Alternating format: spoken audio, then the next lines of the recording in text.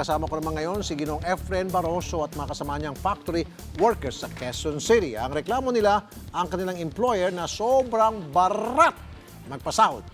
Hindi rin daw sila binibigyan ng benepisyo. Sir Efren, magandang tanghali. Magandang tanghali po. Sampu ng yung mga kasama.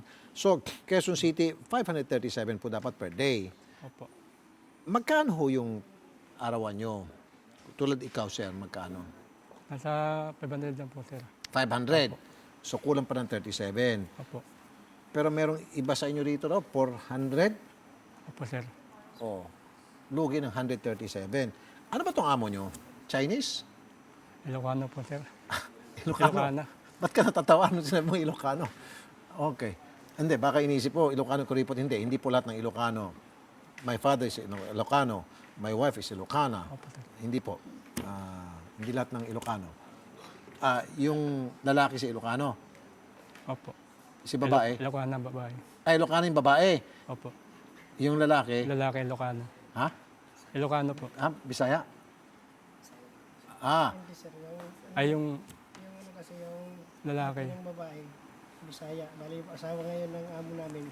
okay, sige. Oh, parang kombinasyong kwat ng wife ka. Bisaya at Ilocano. Oh, hindi. Pareho galante at Ilocano. May mga Ilocano galante. May mga Bisaya galante rin. So anyway, pagbalik na tayo dun sa pinaka-issue.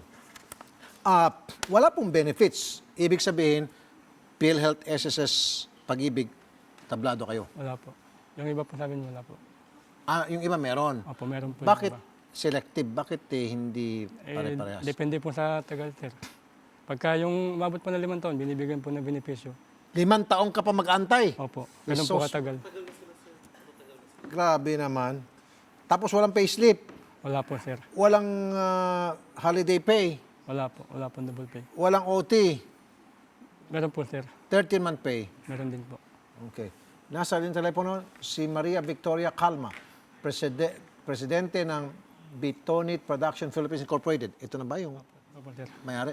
Madam Maria Victoria, magandang tanghali po sa inyo. Hello, good afternoon. Ma'am, andito po yung mga empleyado ninyo sa amin. Okay. Wala raw po sa minimum yung kanilang mga sweldo, ma'am.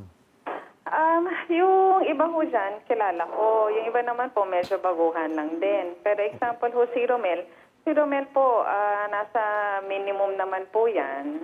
Sino sumunod sa inyo? Ang ano niya dyan is actually, medyo konti lang sa minimum kasi 525 siya eh. 537 po ngayon ang minimum, ma'am. Oh, pero meron kasi siyang allowances eh. So, ang allowance niya siguro papatol ng mga 120, ganyan, per day. Basta lang walang naging issue naman doon sa, ano lang naman yan eh, yung mga incentives na binibigay ko ma'am, sorry po, are ma'am, ha? at Ma'am, sorry po. attendance. Makasingit, madam. Yes. Okay. Iba po yung allowance, iba po yung minimum. Kasi po dapat naka-fix sa 537 minimum yung bawat manggagawang Pilipino na nasa NCR. po. Ngayon, ma'am, kung gusto niyo pong You're bigyan ng allowance as an incentive, iba po yun, madam. Sige po. So, yung difference po niya is 525 actually ho yan, and sabi niyo nga po, 537 yung minimum. Then, I can make up naman po the difference in 12. So, hindi ko na ho sila bigyan ng incentive.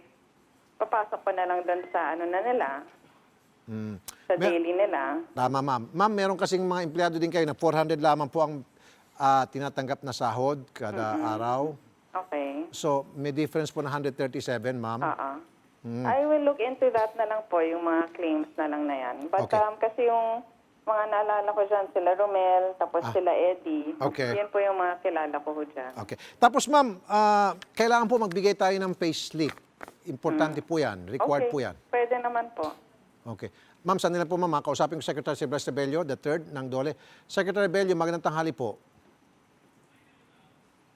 Wala, Secretary Bello? Secretary Bello, magtatanong tayo? Okay. Secretary Bello, para lamang sa kaalaman ng lahat, employer at saka mga employee, number one, di ba yung payslip, very important yan. Dapat bawat empleyado, pagdating ng sweldo, makatanggap po ng payslip. Tama? Payslip. Tama ka dyan, Robbie. Compulsory yan. Hindi pwedeng iwasan yan ng mga employer. Ayun. Tapos pangalawa, sir, marami kasi mga employer na nainkwento ko na dito na magbigay sila below minimum sa kanilang empleyado. However, bumabawi daw sila sa allowance. Kaya lang yung allowance may kondisyon. Kapag magandang performance, pag hindi magandang performance, mawawala yung allowance. So, di ba sir, sabi ko kung tama ako, dapat naka-fix sa minimum ang bawat empleyado sa NCR na 537. And then yung allowance, incentive na lang po yun. Tama ba ako dun, sir? Tama ka dyan, Rafi. Dapat bayaran yung kanilang minimum wage, which is 537. Yung Ayun. allowance yan, iba na yun. Additional benefits yan. Pero yung compulsory benefit ng ating mga manggagawa ay dapat bayaran yung kanilang minimum wage, which is 537. Hindi dapat pinabawasan yan. Ayun. Maliwanag na maliwanag, especially coming mismo kay Secretary Bello. Secretary Bello, salamat po once again for educating everybody tungkol sa mga patakaran sa ating labor code. Salamat po, Salamat Secretary din. Bello. Thank you po. Okay. Salamat din, Rafi. Okay. Thank you po. Madam Maria Victoria, Apa. ayan po, nakapagsalita na po si Secretary Bello tungkol sa issue ng payslip at saka tungkol po sa issue ng minimum at saka allowance. So, I hope naliwanagan ho kayo, Ma'am Maria Victoria. Apa. So we can make those changes naman po. Sige po. Madam, magandang tanghali at kita-kita na tayo sa Dole. Salamat po. Okay. Sige po. Thank you po. So, mga sir, 101% makukuha nyo yung mga sweldo ninyo na hindi nabigay sa inyo, yung mga kulang, at maayos naman kausap to, in fairness sa inyong boss, maayos naman kausap. So, doon na tayo sa Dole. Kukwentahin nyo na kung ilang taon na kayo sa kumpanya o ilang buwan, tapos kung magkano yung mga nabawa sa inyo. Ibabase natin sa 537. Of course, bago lang to, 1 year ago, 512 ata. So, Opo, dahil sir. ang computation. Anyway, doon sa Dole, tuturuan kayo.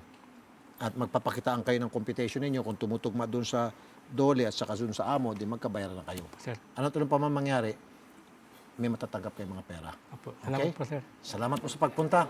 Magandang Salamat po, tanghali sir. po sa inyo. Yes, sir.